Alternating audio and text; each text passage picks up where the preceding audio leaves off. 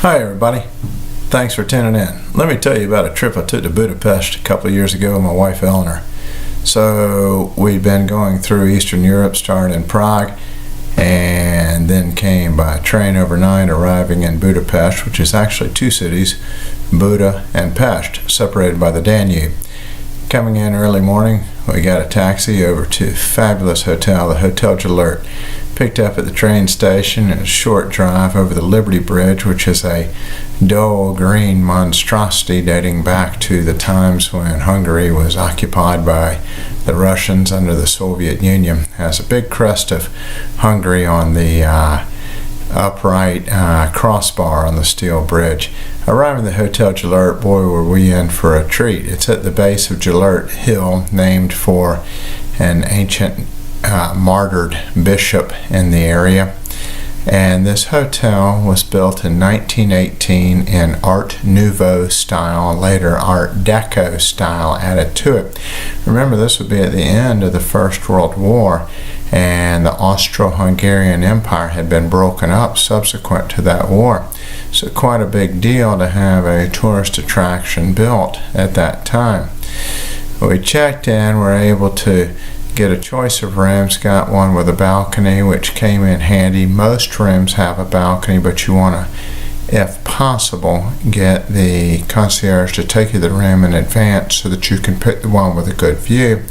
We were able to pick one that had a view of both Gelert Hill and the Danube, and so we had several after dinner aperitifs there, enjoying the view as the sun would set. Now, for me, the superlative experience at the hotel is not just the scrumptious and sumptuous breakfast buffet each morning, which comes with the room, but rather the water sports. Now, granted, the decor throughout the hotel is amazing, and one can spend quite a bit of time admiring it. But being someone who enjoys swimming, my wife and I both decided we should avail ourselves of the ornate tile inlaid indoor pool and swim some laps, and then we went to the baths, the hot baths inside, dating back to early years of the hotel and patterned after the old Turkish baths that were in the city. Now, it needs to be remembered that Turkey was the occupier of Hungary up until the 1600s, when they were finally defeated by Prince Eugene of Savoy and expelled. So the Turkish bath tradition remained strong in Budapest, and so these are called furdos, F-U-R-D-O-S, in the Magyar language. Now let me give you a quick aside. Magyar is the language spoken in Hungary. Some people call it Hungarian, but it's properly called Magyar. Very difficult language, thought to have its derivation from some Asiatic languages, quite different than Romance languages, German or English. I can do pretty well in the Romance language countries, as well as in the Scandinavian countries and those with some Germanic influence, as well as occasionally I get by in the English-speaking countries. Anyway, I couldn't come up with hardly any words in Magyar. To this day, I can really only say furdos for bath, piasz for market, goulash for soup, and sure for beer. Anyway, this was what the indoor layout was. Outdoors, there was a giant pool where every hour the operators would turn on a device that made artificial waves in the pool, and everybody would kind of body surf back and forth through it. It was great fun. We really did enjoy it.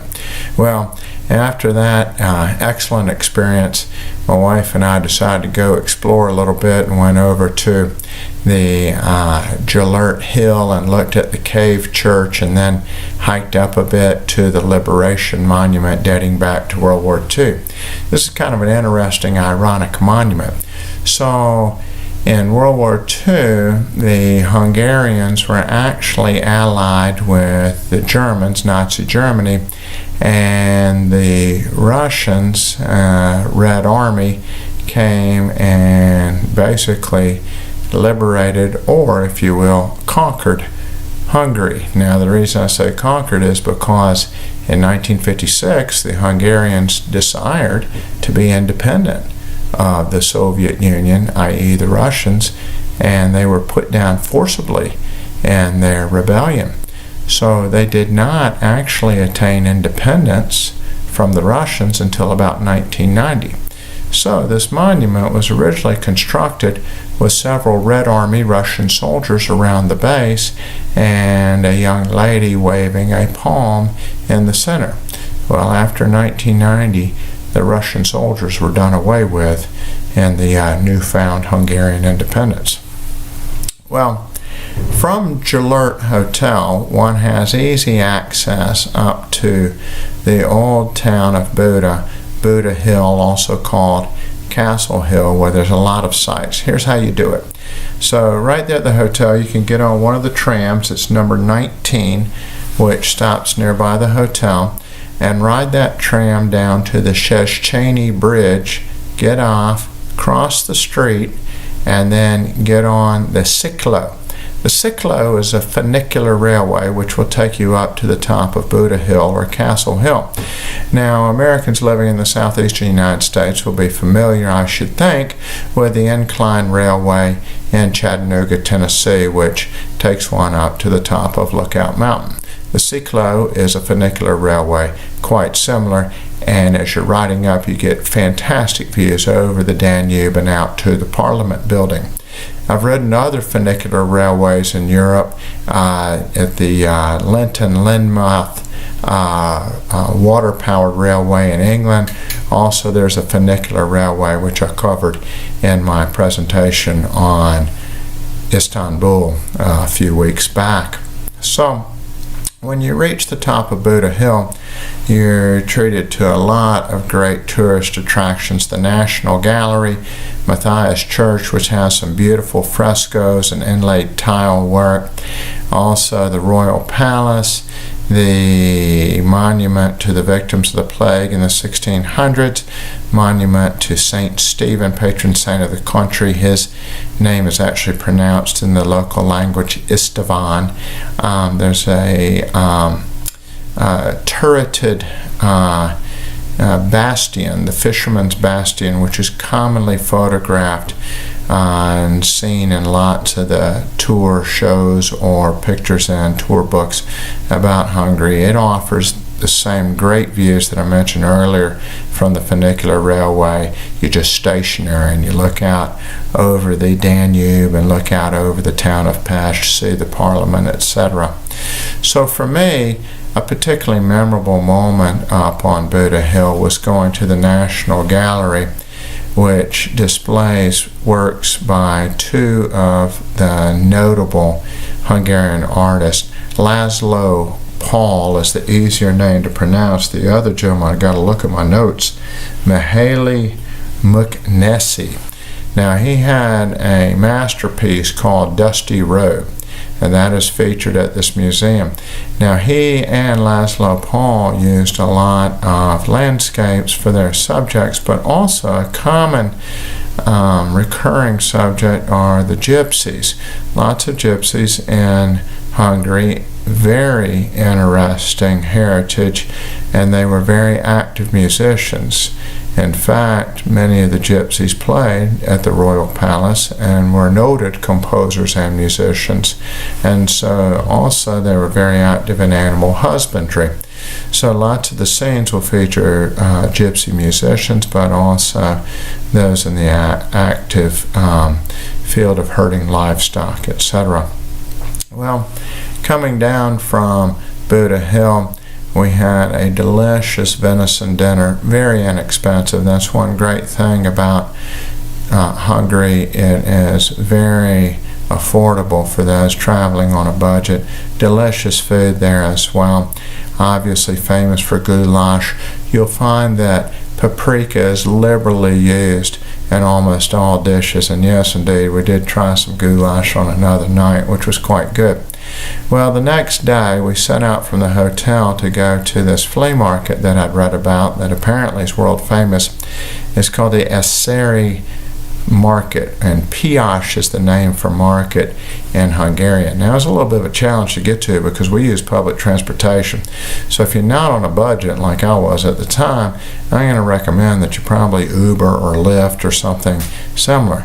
This was a little bit tricky, and thank the Lord that God put some people that spoke some English along our path to help us in making our connections. But we started out taking the number 4749 tram from the hotel to nearby metro station, got on the metro and rode to, let me see what it was called, the Calvin Tor metro station, and got off there and had to pick up a minibus, a blue number 154 minibus that took us over to an area along the M5 road. M5 is the principal ring road through and around the city, and we crossed the road on a pedestrian bridge and came into this massive flea market selling really everything you could imagine.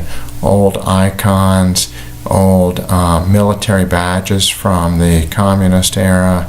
I saw a banner for the Socialista Brigade. You can also buy carpeting. You can buy lace. Hungary is famous for lace work. Old advertising signs, just incredible bric-a-brac, etc. Now I want to show you an interesting piece that I picked up. I mentioned earlier the crest of Hungary on the Liberty Bridge. This is a Hungarian crest which would have been attached on an automobile. You would put the bolt behind this as it go through the grill. So I thought this was quite a find and really cool. Hopefully you can appreciate that rather interesting souvenir to take back. Well, after our time at the market, we had a little bit of extra hours in the day, and so we went to the Hungarian National History Museum. It had all kinds of fascinating artifacts dating all the way back to the Roman period. At that time, Hungary and modern-day Slovakia were the Roman province of Palinia. And so there was a major military camp in the area, and attendant to that, there was lots of, if you will, development of accessory stores, houses, villas, etc. So there's a lot of artifacts from the Roman times there. Also, progressing forward, you have some from the wars fought against the Ottoman Empire to overthrow the occupation by the Turks, and then there's a lot that deals with the history of the Austrian-Hungarian Empire and some of the First World War. So I'm going to highly recommend that you visit Budapest, and I can't say enough good about the Hotel Jalert. We took each of our breakfast at that hotel, and I'm glad we did for the 3 days that we were there. But there's lots of excellent restaurants nearby, all within walking distance or a short tram ride. And you can find some fantastic locally made dishes. Obviously goulash, but I mentioned earlier about the venison, which was particularly special. I hope you'll avail yourself of the opportunity to visit Budapest. I think you'll be glad you did. Thanks a lot for tuning in. I hope this is helpful. Hopefully you'll subscribe to my YouTube channel, and I've got plenty of pictures out on Instagram and Facebook. If you'll just search under Journeys with Jack, JOURNIESWITHJCK, all wedged together as one word. Thanks. Have a good journey.